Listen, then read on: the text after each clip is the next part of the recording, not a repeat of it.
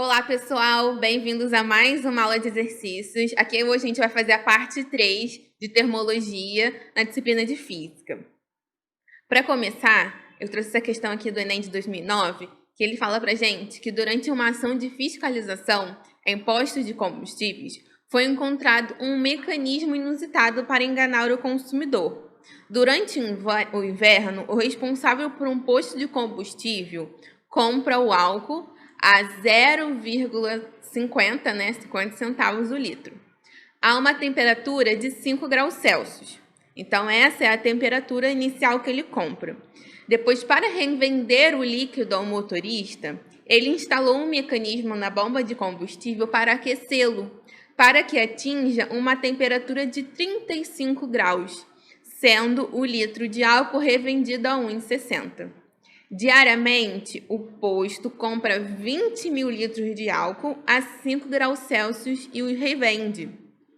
Com relação à situação hipotética, no texto, e dado o coeficiente de dilatação volumétrica do álcool é de 1 vezes 10 a menos 3 graus Celsius, menos 1, desprezando o custo da energia gasta no aquecimento do combustível, ele pergunta o ganho financeiro que o dono do posto teria obtido devido ao aquecimento de álcool. Então, olha, primeiramente, ele compra a 50 centavos e revende a 1,60.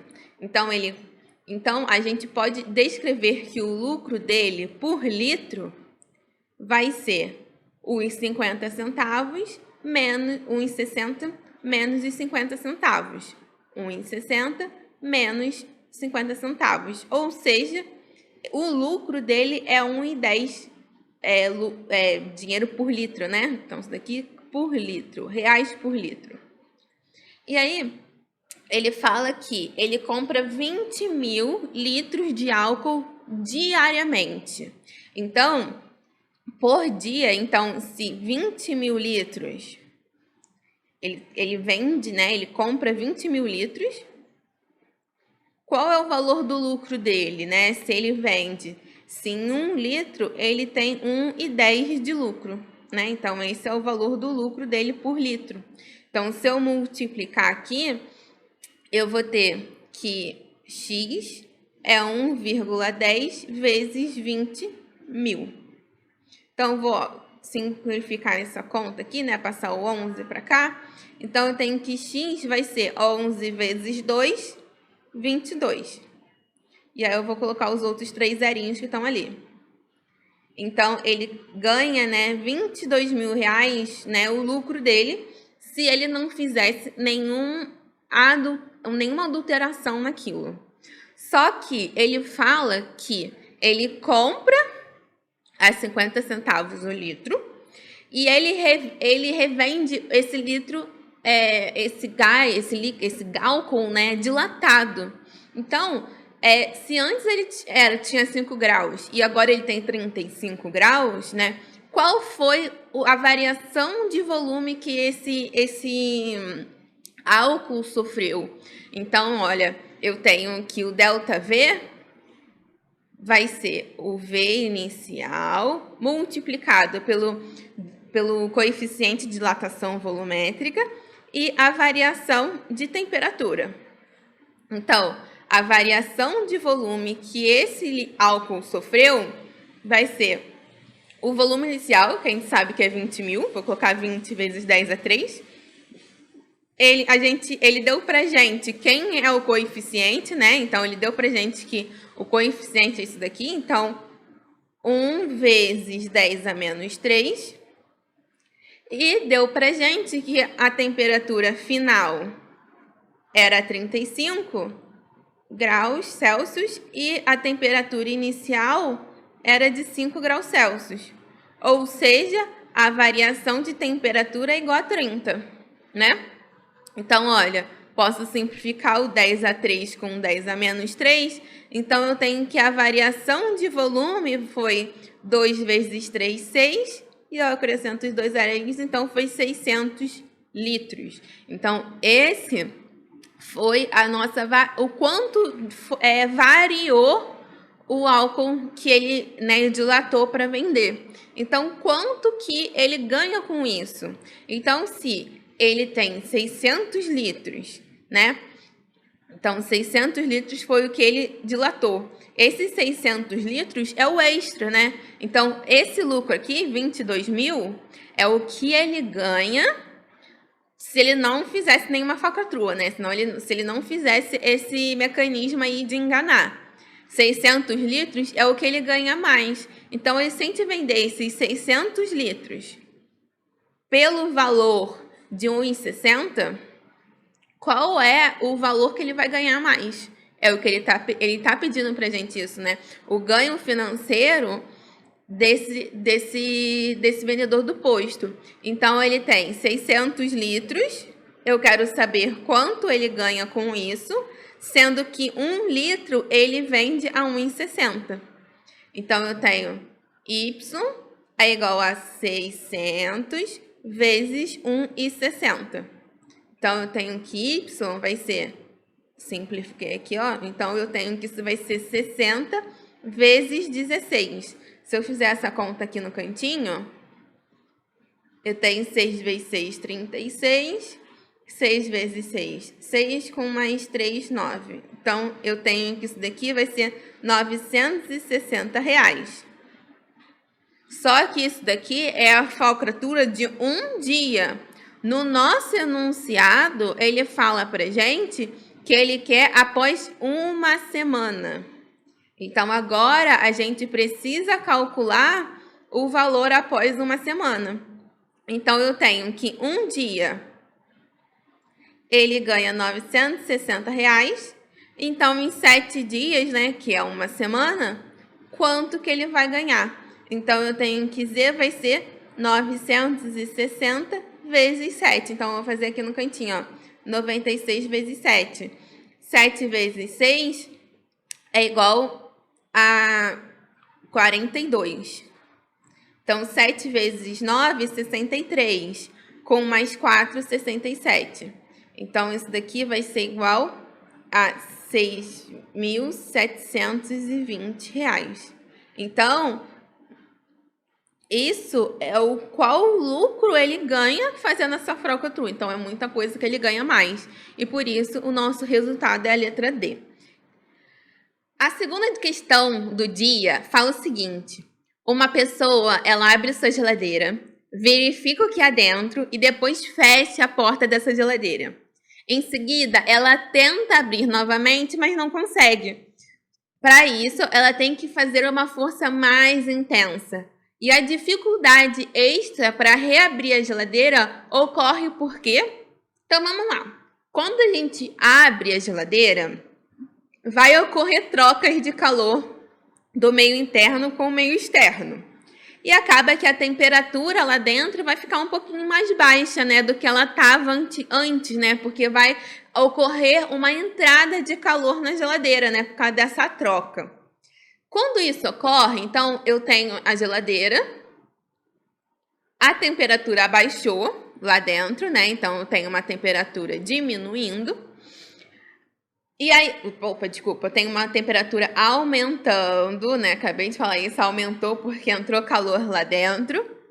E aí, só que a geladeira, ela não quer esse aumento de temperatura. Então, o que vai acontecer? O motor, ele vai começar a trabalhar para que essa temperatura reduza, né? Então, para voltar para a temperatura que a geladeira funciona.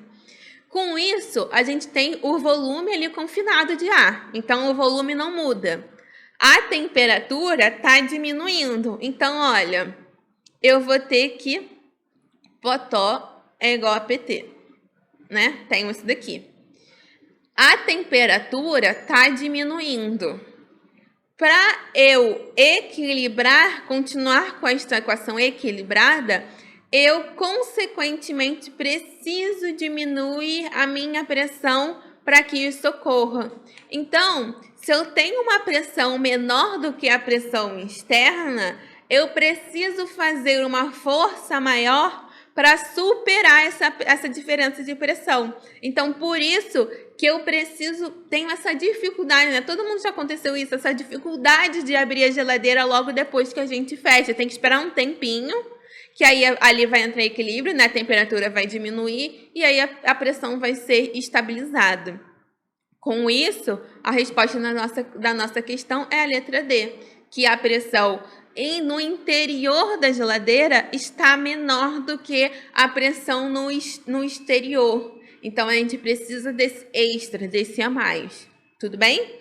Então, essa daqui é uma questão teórica sobre transformações, né? Transformações a volume constante.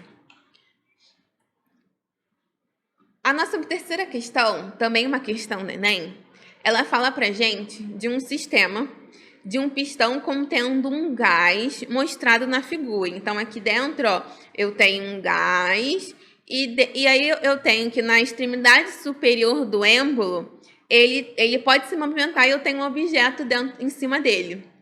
Através de uma chapa de aquecimento que está aqui embaixo, né, a gente fornece calor ao gás. E com o auxílio do manômetro, a gente pode medir a pressão que está ali dentro.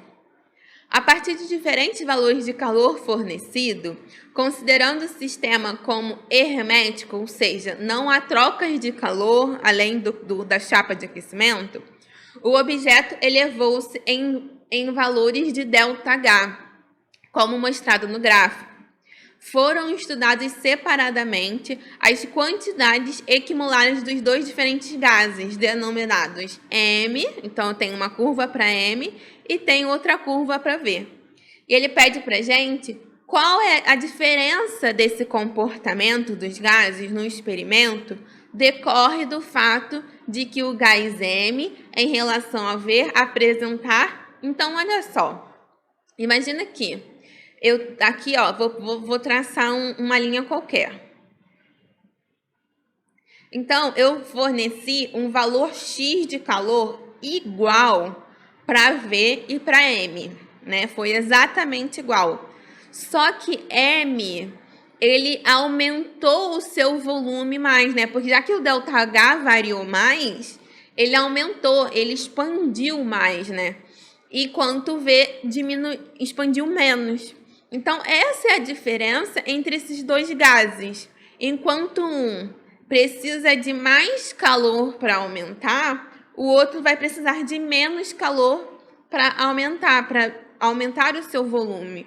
Então, quando eu olho, por exemplo, letra A, maior pressão de vapor, isso não faz nenhuma diferença, né? Porque os dois, eles estão sendo aquecidos iguais, né?